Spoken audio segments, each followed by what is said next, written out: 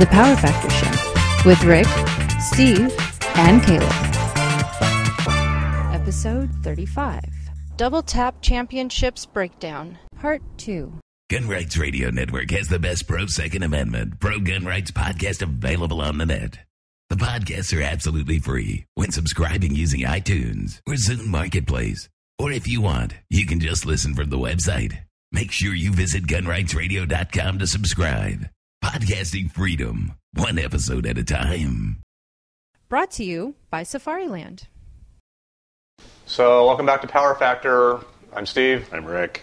Today we're going to do our part 2 of the Double Tap Championship match that we shot down in Wichita Falls back in June.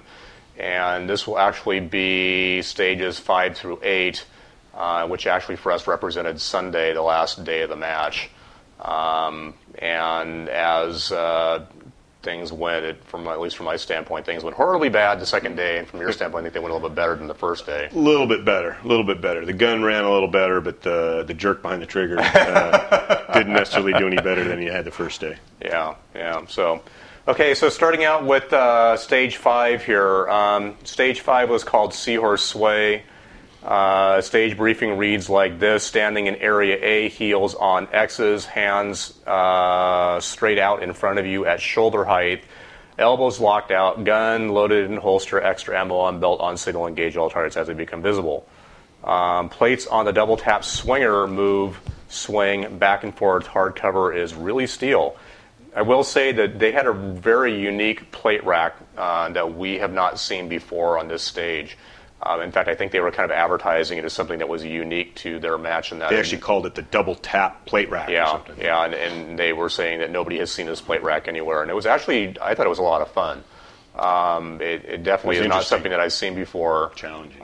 Yeah, we all know how much you love steel, so at any rate. So I was really looking forward to shooting this, but unfortunately, this is the beginning of when my gun troubles started. Was on this stage, which persisted the rest of the day, and unfortunately, that kind of put a negative tone on this stage and every other one that I shot. So, at any rate, I guess we'll roll and go with yours first. Sure. Okay. I think this is actually my last mechanical issue I had for the match. Was this the first stage we shot Sunday morning? I like the zombie start here, where you start with your hands locked out. So here I go, blasting away, doing my reload. Now in the next reload, I have one of my famous rounds into the magwell malfunctions. And when I clear it, I now only have 8 rounds in the gun. Oh shoot, darn it. 8 rounds now, and it's going to take 7 rounds to finish the stage if I do everything with one shot. But you were smart there because you picked the reload up, right? And you fired 2 rounds, did a reload and went. Sure. But here I decide better part of valor is to just forget it. And that's a good point. And something that we've talked about before in the past is that if you run your gun dry in the very last piece of steel, after having already engaged it, right. Your choices are to either do the reload and shoot the steel or let it go. Now, doing a little bit of math here and trying to calculate all this stuff, but the steel, not hitting the steel, taking the miss on steel is 15 points. Failure to engage, though, too, if I hadn't shot at it. But you did, right? I did. So as long as you shot at it yes. and did all that. And typically where this happens is that, you have a plate rack or the Texas Star or whatever, you end up unloading your whole entire magazine on the plate rack or the Texas Star, and you're faced there now at slide lock reload or slide lock or empty gun or whatever. You need to do your reload. You got the 1 target left. It's 15 points effectively if you leave it, the 5 that you didn't get and the 10 that you're getting for the penalty. So then the question becomes, okay, 15 points. How fast can you do a reload, and what's the hit factor? These stages here were fairly high hit factor. If you do the math roughly, if you figure, let's say, a 2-second reload, which is pretty much in the territory of where you probably would have done at that range, 15 divided by 2, 7.5 hit factor. It was probably somewhere in that area. But if it was higher than that, and a lot of these stages were higher than 7.5 hit factor, it would probably be in your best interest not to do it. If it was a very low hit factor stage, let's say if it was a 3 hit factor stage or whatever, Well, a 3-hit factor stage at 15 points, you've got 5 seconds to do a reload and hit that plate. I mean, and of course, the reason that I needed to do the reload is because I hadn't been able to knock down 5 plates with 7 shots. Yeah. So if I do my By reload, swinging plates with 7 shots. Well, still, but my point being is, if like when you're thinking about doing your makeup shot, if you do your reload and then miss the steal, and then miss it again, you're eating up all this time that you think you're going. You're not working into your calculation of should I reload and take another shot based on actually needing to take 3 shots. And so it's the same thing. Let's say like you take a shot at paper. The assumption is you're going to get an alpha and get 5 points on your makeup shot. What if you go through the motions of reloading, get the gun up and ready, and go blam and hit a delta? I'm like going. Your assumption is that you're going to perform perfectly. Right. Whereas the reason you're often having to shoot the makeup shot is because you didn't perform well. Exactly. So take that into account. So at any rate. So what did you think of the swinging plate rack, besides the fact that you threw 7 rounds out to get 5? It was very interesting. It was very interesting. It's one of those things where you've never seen it before, and so you're watching other people shoot it and kind of theorizing what you think the best way is to do it, because as it swings to each opposite end, the outside plate would disappear. Right. So you could either wait for it to come out, or, for instance, when the plate rack is all the way over at the left, shoot the far right plate, and then you don't have to worry about it disappearing. Right. And likewise, when it's then all the way over at the far right, shoot the left plate, because then the 3 in the middle are visible the whole time. Right, and you'll see here when I did it, but that's the approach I took. Is that I think it started. We knew it started out from the left. There was actually what happened is there was a pepper popper that you can see here on the course of fire in the stage description, but also when we shoot it, you'll see it. It's at the left-hand side. That pepper popper really did 2 things. There was a wall that blocked the plate rack, and that wall comes flopping down, and then the plate rack starts swinging. But the plate rack would always start from the left and go to the right. So you knew what the first move was going to be. It was going to be left to right. So the thing was you would drop the wall and immediately go to the left-hand side, line up, and get ready for that first plate. And then what I did is I then shifted all the way immediately over to the right-hand side and got ready for the next swing to come out and hit that right plate, and then just started cleaning out the middle ones. So, but other than that, I thought you actually did pretty good. The one thing that was fairly impressive is that when you did have your magazine malfunction or whatever, you had the presence of mind at least to go and do probably what you would define as an out-of-sequence reload where you weren't planning on doing one, just so that you knew. Well, the thing that was weird is on that one, I got as far. I put the mag in and still took like 2 more steps and tried to shoot. Even though I'd experienced that same malfunction 2 or 3 times already during the match, it's like it didn't register that the mag was not seated. So this is the same problem that you were having before, where the stray round is up inside the frame. So as soon as I did the reload, and I knew the mag wasn't locked in there, I mean, it's like I can almost remember thinking to myself, did the mag lock in there or not? And even though I had like 2 more steps even to just look, I get up to the firing position and go click.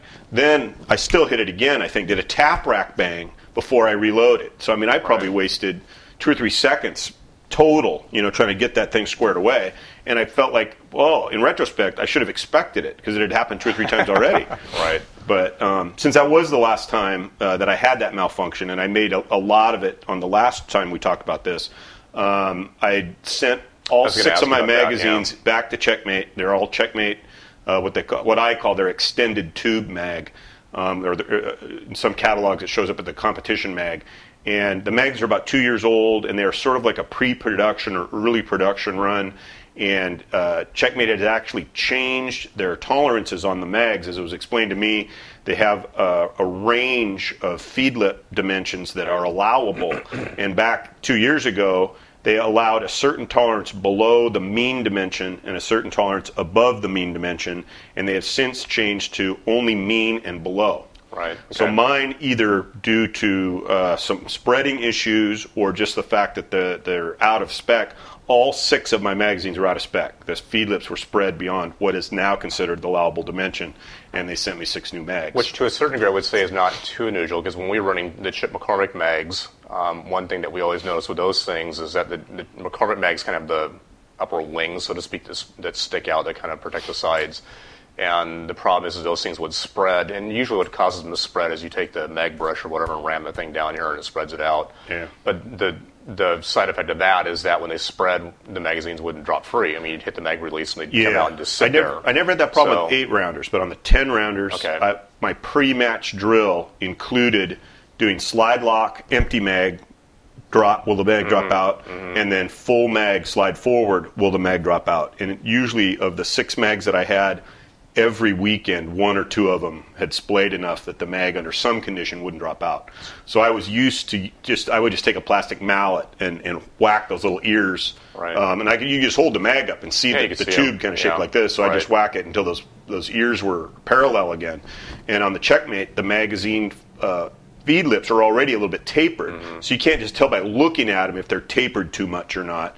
And they had just splayed open enough that it allowed the round to more easily than it should get out into the act of shoving it into the mag would cause the round to scoot forward and then pivot on the rim and essentially squirt up inside the mag wall. And so 6 new mags, hopefully it'll never happen again. And, it only compounded what was not an especially good match for me anyway. But it's one of those deals where you like to at least have confidence. Even if you suck, it's nice to have confidence in your equipment. Yeah, and by the time Sunday rolled around, I was certainly not in that position. It's funny you should mention about the confidence in your equipment, because you can see when things started going horribly bad for me, you can just see the hesitancy in the way I'm shooting. It's like, is it going to happen now? Is it going to happen again? But at any rate, so real quick question though, is Checkmate new to the 1911 magazine business, or have they been producing them for some time? Or they've been in business for over 30 years, but their primary customer has been the military. They've sold a lot of M9 mags and M14 mags, and they've been an original equipment manufacturer of magazines for Kimber and Colt and other companies. So if you've got a name brand 1911, single stack 1911, it's very possible the magazines in it were made by Checkmate, but they've only been making mags under their own name, brand name, for about 3 years. So they're not exactly so new they're to this, they're very new to the market. Right. They're kind of I think they're fairly innovative. I mean, they've got a ton of. They went from having like 2 or 3 magazines to now they've got like a dozen. And I've actually got a sample 10 rounder that they sent me.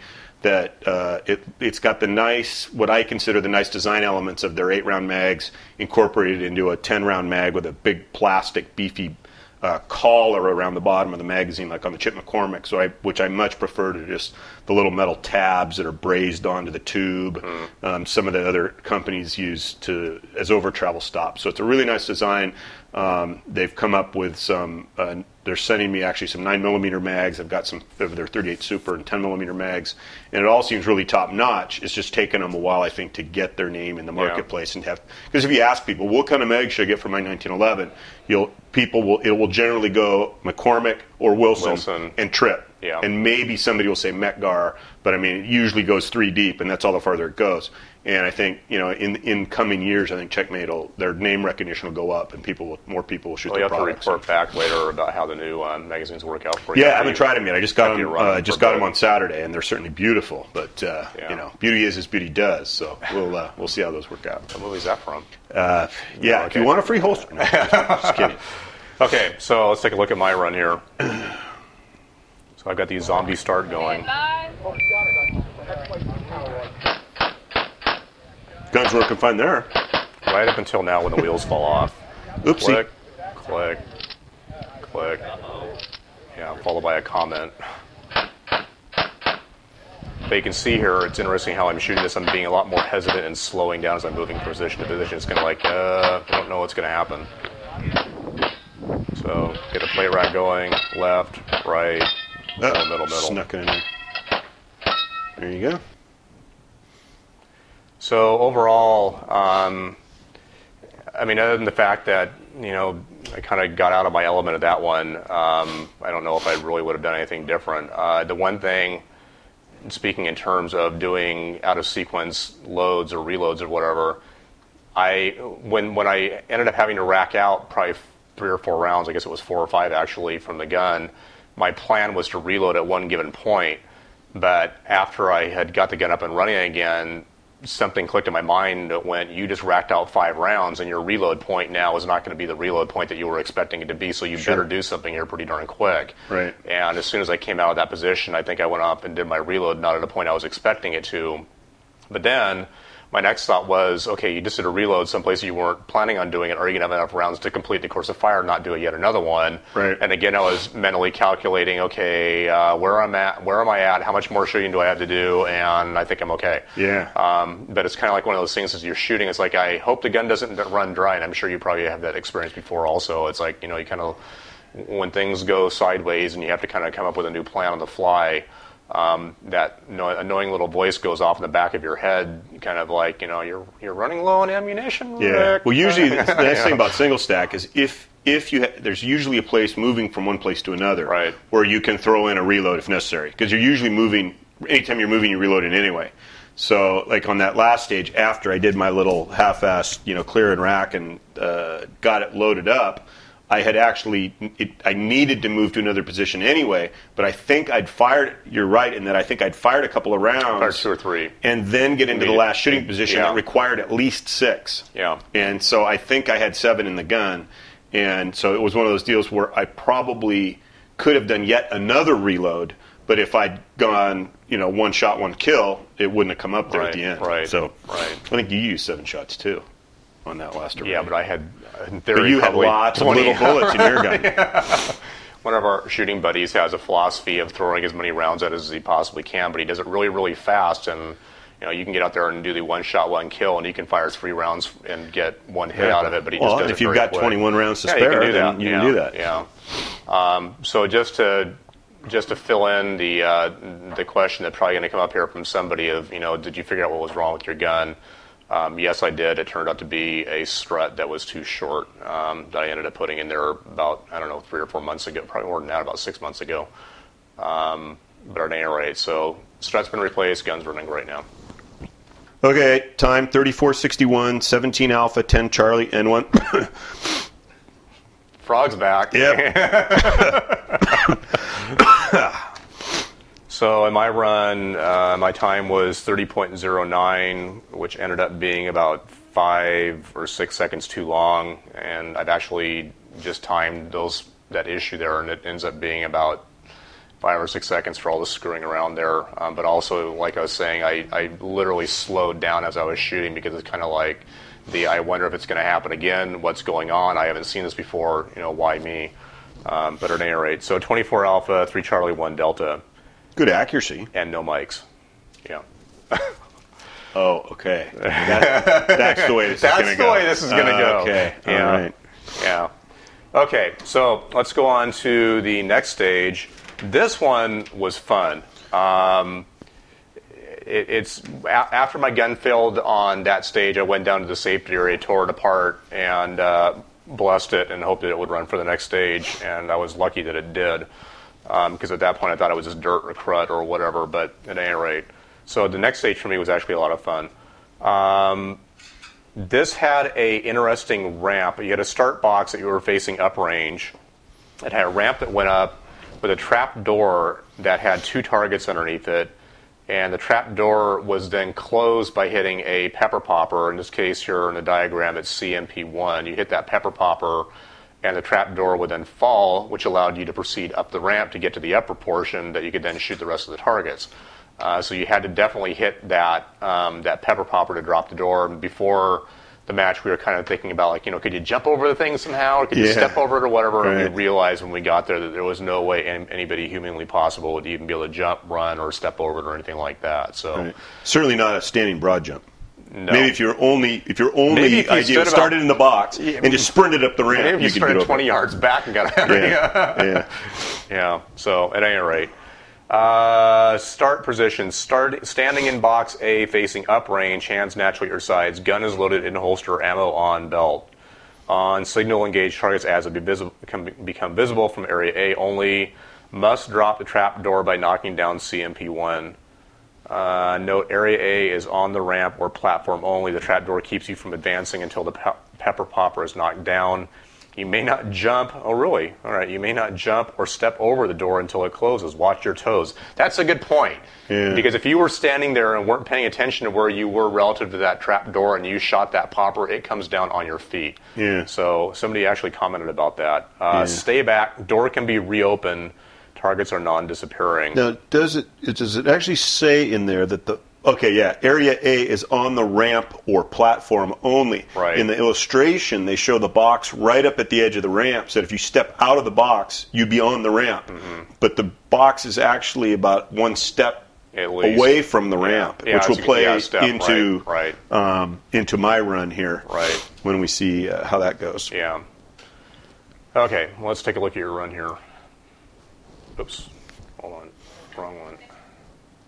Technical difficulties. Happens to the best of us. That's why we have an editor. Oh. Want to watch the Magnificent Seven? No. Not today. All right. Okay, so watch my feet as I turn, and watch my trailing foot as I shoot. Uh-oh! Okay, now I gotta do reload. Find that popper. Plink! And there it drops. This is probably my best stage just in terms of executing everything that was supposed to go.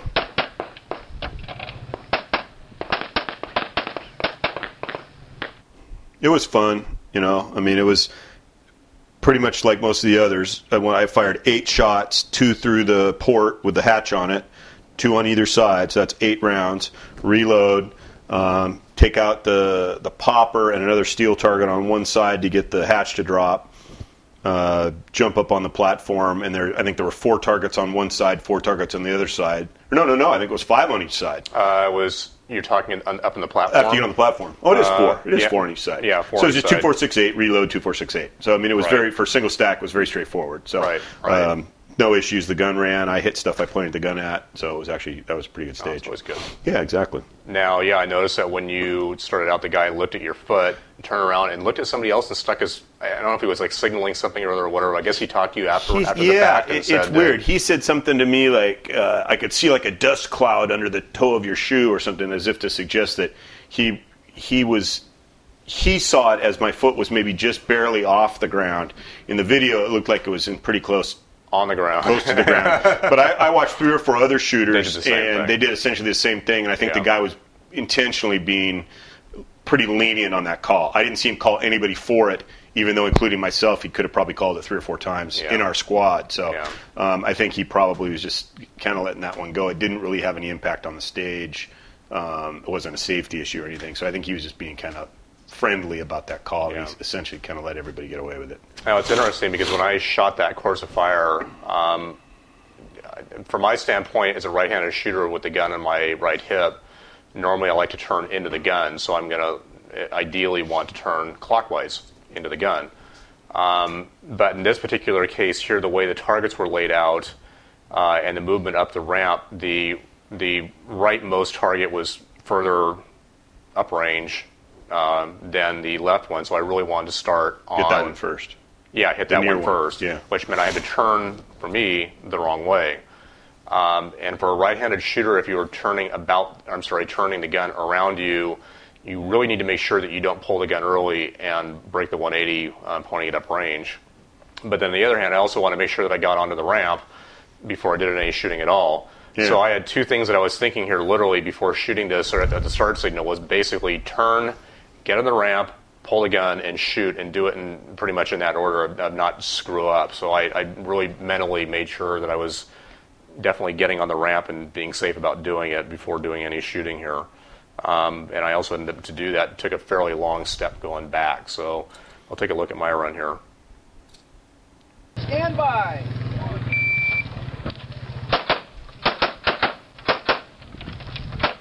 So I hit the popper there, dropped the door, shot the paper, shot the other paper. Other than going to your left, you essentially shot it exactly the way I did. Somewhat, but what I did actually here is that other popper that everybody else was shooting from the ramp, you took it from the top. I left to take it from the top of the far rightmost corner where you could still see it. Yeah. Unfortunately, I fired 3 rounds at it to knock it down. See, I didn't have any rounds. I wouldn't have added the rounds to that. I would have had to do the reload to do it from the top. So I actually thought my stage strategy of breaking it down the way I shot it was a really good plan. I just wish I didn't fire 3 rounds to hit that last steel. Right. But it shows, would have shaved off another second or so. It shows just how the capacity issue allowed you the flexibility to do it a different way. Right. For me to do it the way Steve did, I would have had to do an additional reload on the platform. But by getting up on the platform, you were, 8 or 10 feet closer to it when you engaged it. Yeah. And you had the rounds available to do so. One thing that was really kind of interesting or weird in this stage is the fact that I have not done a lot of shooting where you're literally on something pointing at the ground right in front of you. Literally, almost, it felt like you're pointing at your feet while you're shooting the gun, and it felt really weird. Yeah. I remember that sensation as I went over to the left-hand side. It's like I'm really pointing the gun down. And then I noticed also, as people were going across the upper ramp from the left to the right-hand side, there was a post up there, and people were in some cases bumping or running the gun. And then you're literally looking at the targets as you're going across and not seeing what's coming,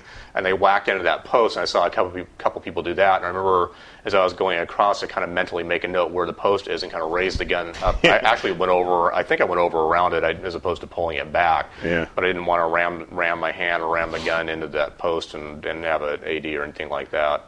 Certainly not. So, but anyway, I thought it was actually pretty fun, very unique. I had not seen that trapdoor thing done like that before. I like that prop a lot. I mean, especially, I just like the ramp, the elevated platform, even without the trapdoor on it. I mean, I was just thinking about it. You could use it to represent all kinds of things. Like for an IDPA stage, it could be, you could set it up like you were sitting in the back of a bus. You could use it as low cover. You could, hide behind it, run around it, shoot over it, under it. I just thought it would be really neat. But you'd want it on, I guess, on wheels or something, because we don't have the bay space to obviously build something like that and leave it in place. Right. But yeah, it was very cool. So how did you do in this one? 1898, 26 Alpha, and 4 Charlie. Good. I had 1729, 28 Alpha, 2 Charlie. Again, probably a second or so lost on that 3 rounds on the last steal there, but your time was pretty close to mine, so that was pretty good. Wasn't bad. Well, and how many reloads do you have to do on that? I think 1. Yeah, I think I did at least 3. 2 or 3. Let's say I did 1 while I was still on the ramp, and then I did 2 at the top of the ramp. So yeah, you would have done. Well, you would have done 2, right? Your first 8 that you had, then you do your reload. Then you do your next. Then I reload again as I go up to the top of the right side, and then reload again as I go to the other side. So 3 reloads. What? Oh yeah, okay. I forgot. 8 rounds on each side. Right. Yeah. Anyway. And the gun worked. Were moving, so that's always a benefit. Yes, it didn't take a lot of time. One thing I was going to comment about on this is that somebody shot the score in 1970, and the guy's, 1970, that's a good year. And I was thinking, okay, this opens up the door for conversation. So turns out the guy had a 1970 Mustang and a 1969 Mustang GT, so we ended up talking Mustangs for quite a bit. So had a good time chatting with that RO. It's pretty cool. Anyway, okay. Next one, Sand Trap. Oh, yes, this one. This is the Roman shower stage. Very familiar with Roman showers. Looking forward to that. Yeah. Okay, so as you can see for the stage diagram here, this one you had to actually stage all of your magazines throughout the course of fire on the barrels. The gun was unloaded on the table in the start area, which I thought, this is a perfect opportunity for me to do my slap load, which I did. Unfortunately, the gun broke again right there, and then broke again right after that. But at any rate, now apparently there was some discussion I heard you having with the RO about the number of magazines on the start table, and I really didn't pay too much attention to that because I only needed 2 magazines for this stage, one at the start and one in the middle. Some videos had emerged from the staff shoot, so we had seen videos of the match before we even got down there. And there was this chatter going on, apparently on one of the shooting-related forums, that somebody had been or had asked about starting with a mag on the table or loaded on the table. I don't even remember what the discussion was about, but there was this rumor going around that it had been shot differently than the procedure indicated in the book. And when I asked the RO about it, he said no. Well, let's read the procedure and see what it says. Maybe that'll clear up something. So standing in the Roman shower stall, hands on the X's looking up at the shower nozzle, gun unloaded, laying flat on table. First mag to be used on stage, on table. All other ammo on barrels downrange. No ammo on belt, doors closed. On start signal, must enter area A through the door and engage targets as they become visible from area A only. Watch your 180. So I could see there what possibly where somebody was maybe trying to game this is that it says first mag to be used on stage on the table, but then the second part of it is all the other ammo on the barrels downrange, and that table is not a barrel, so therefore it kind of tells you that all the other magazines really need to be on barrels, not on that table. I wonder if somebody is trying to, have two magazines on the table, one to load the gun, one to carry down a little bit. Could be. But I don't really know what that would get you, because you were going by the barrels, so you're walking by them, you can easily pick the magazine up. And well, one of the things about this stage is it was 8 rounds, 8 rounds, 8 rounds for the first 3 loads, and so I was doing slide lock reloads all along. Right, because so you started empty. If you could have had a situation where you had a second mag on the table, you could have put yourself at least in a condition of being able to do speed reloads each time, because you'd have a round in the chamber after the first reload rather than being empty after the first reload. So it was like 3 slide lock reloads to get to the end. And if I'd had an extra mag on the table, I probably would have done that reload before I went to the first barrel, so that I would be on a 9999 rather than 8888 schedule. Right. The last few targets in this course of fire were pretty tight around the wall, so your kind of choices there were strong hand, weak hand, or leaping out, or somewhat contorted, or whatever. So you'll see a lot of kind of gymnastics going on at the very last. Unfortunately, the way this was done or filmed or whatever is that the guy who was filming here was kind of well behind, and you have all these walls, and you can't really see a whole lot. What's happening as the shooter goes down range. And I've seen the video, and it does not show what happens at the end on this stage. On the walkthroughs, I had kind of walked through. I hadn't done it at full speed. And so every time I'd approached the last shooting position where I shot around the left side and then around the right side of this wall, I was just kind of walking around and going like this. Well, of course, when I do it live, I'm kind of running instead of walking. Right. And so I'd kind of had this okay, it's like my foot's going to be here, my foot's going to be here, I'm going to put the mag in the gun, and I'm going to shoot. Well, except by the time I got there, I was not kind of just standing there. My momentum was carrying me out of the shooting area, and so I had a nice miss.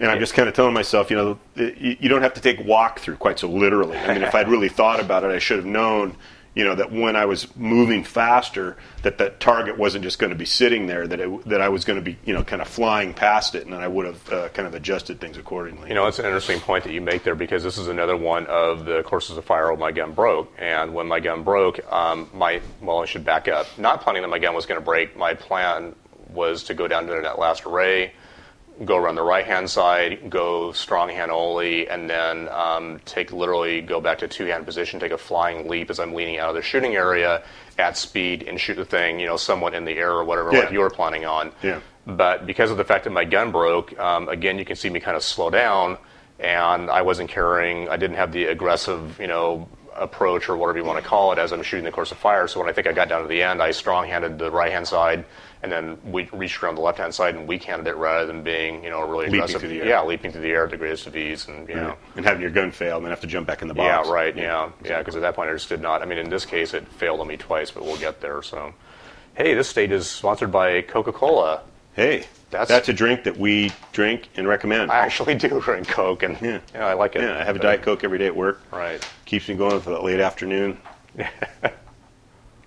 Okay, let's look at your run. See how that went. Here we go. I'm in the shower. Are you ready? There's not even a towel. Stand by. Okay, here's the empty gun.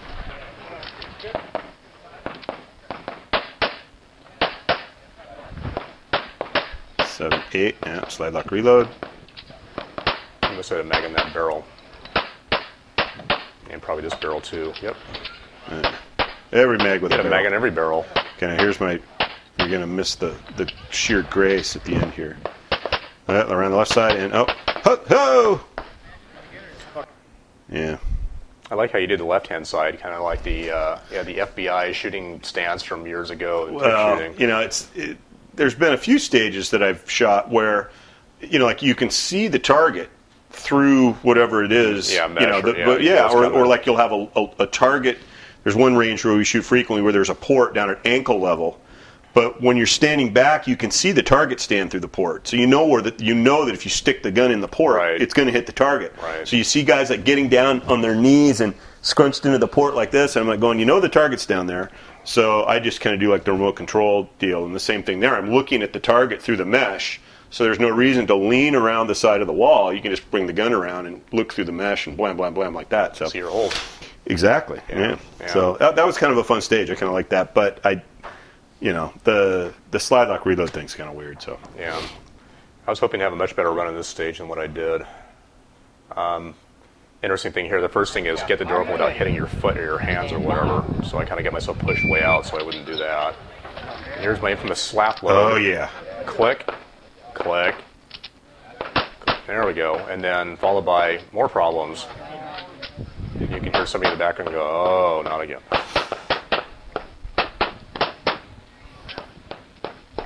think there was my first reload back there, and then of course I'm really getting slow at this point, and here I'll just go strong out. Oh, you did kind of fall weekend. Yeah. That's kind of, oh, so you did switch to the weekend? I switched to the weekend. I was planning on coming over there a lot more aggressive and flying, right, and two-handing it or whatever. Right. But not so much. So anyway. Okay. All right. So the sad totals. Yeah. So again, I got like a nice 5 or 6 seconds added onto my time here. 2686, 26 Alpha 4 Charlie. 2694, 17 Alpha, 1 Baker, 9 Charlie, 2 Delta, and the inevitable 1 Mike. Frog. Yeah. Yeah. Mr. Frog rears his ugly head again. Okay. So stage 8. This is the last stage of the match for us. Again, this is Sunday at this point, so this is the end of the match. By this time, I had already, since the gun failed again, I'm realizing it's not dirt. I went down to the safety area, did a complete detailed script, said hello to Mr. Snake.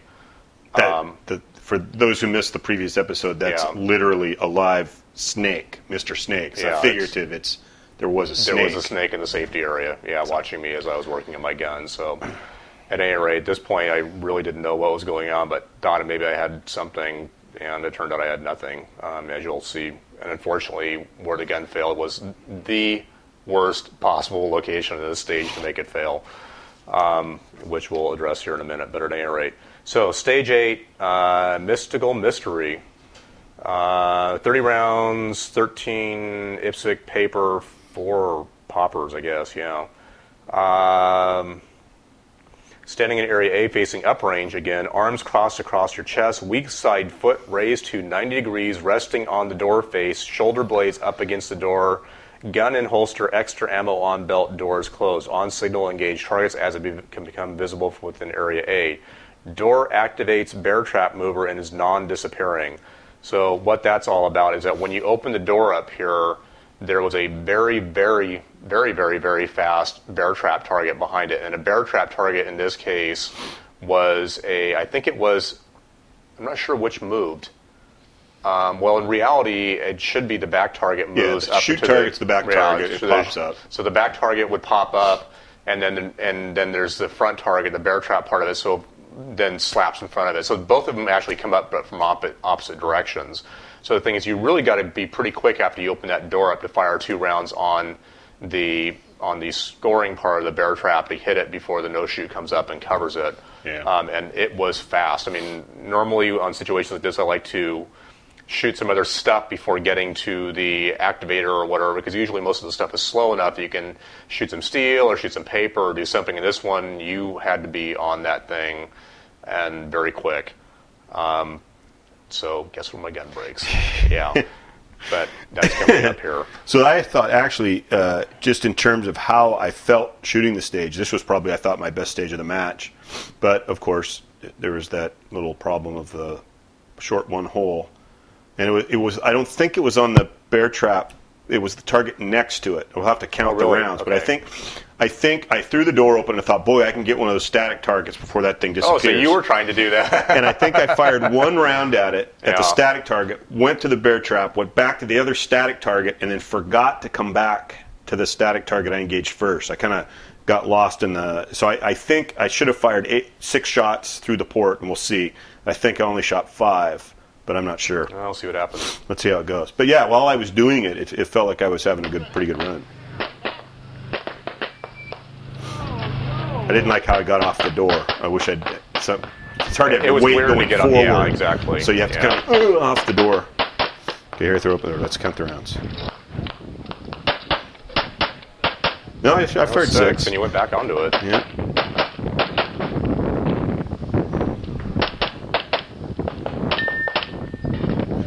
I remembered though now that even though they told us that the door was latched and you had to turn the knob, I didn't turn the knob. I tried to jerk it open. Pull it and then crap, I had to open it. So, but actually, I felt pretty good about that run until I actually saw the hits or lack of a hit. So when I ran this stage, at this point, I did probably everything wrong in terms of how to break the stage down and how to execute it the way. I mean, notwithstanding my gun breaking, I really poorly shot this stage, or at least having a stage plan, and what I had planned on happening or doing, I also didn't do, which I'll discuss here in a second. It'll make a little bit more sense, and it'll be a little bit good information for stage strategy for the rest of you in the future. So stupidly here, I start and go to the right, trigger jerk or trigger freeze, and then go all the way to the left, then go in, do my reload, come back out, and here comes the fun. Click, and at this point that no shoot's well up in front of that target. So I take two very close or very well aimed shots, but you can see I also went back to that set of targets on the right there again because my mind had just been frazzled by the fact that I just got my plan screwed up big time. So when you ran all the way across from the right side all the way to the left side, you had not intended to do that? I intended to do that. Oh, but you just regret it now? I was breaking the stages down in terms of mag capacity and where I could do reloads. And it turns out that what I could have done is started out, gone to the left, to the far three left-hand targets, down into the hole, what I'm calling that little channel, shot that, opened the door up, shot the bear trap and the two targets that popped up with it, and that would be 18 rounds, and I can put 21 in the gun. Right. So even if those two steel down there, even if I threw an extra 2 rounds on those, I still would have had an extra round in the gun. I would have been okay. And then done my reload and gone, hit the right-hand targets, which I started on, and then go down the next little channel there and shoot the targets down the other channel or the other chute.